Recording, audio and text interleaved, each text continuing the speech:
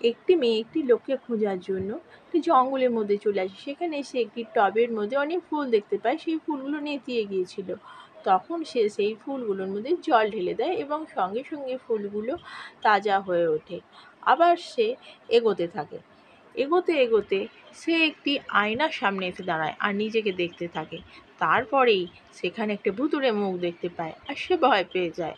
তারপরে সে বুদ্ধি করে একটি হাতুড়ি বার করে আর ওই হাতুড়ি দিয়ে সেই আয়নাটিকে ভেঙে ফেলে।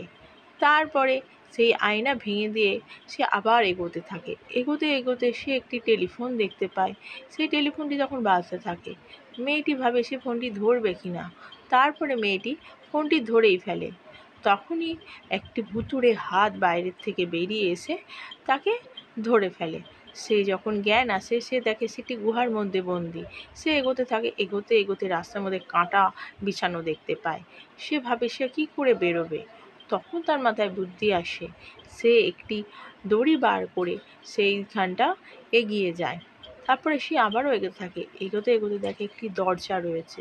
সে দরজায় কোনো হাতল ছিল না। সে একটি হাতল বার করে আর দরজার মধ্যে আটকে দেয়। দিয়ে সেখান থেকে বেরিয়ে যায়। বেরিয়ে গিয়ে অন্য একটি গুহার মধ্যে ঢুকে পড়ে।